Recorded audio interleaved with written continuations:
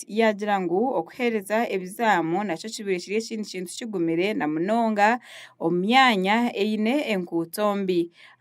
We have also been interrupted by rain shower, which has actually fallen after the first paper has ended. River Nyamwamba has again flooded, and there are some schools that are across the river where the distributors were crossing over the river, and there's no bridge around that place.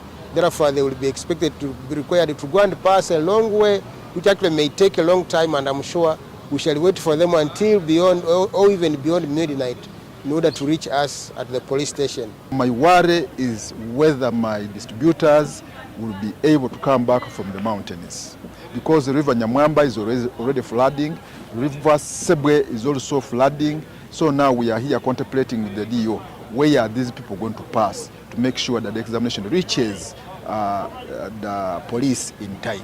Makuru gagasha kwa Gerard Muhindo ahabwa Sky TV omuri Kasese. Kwebare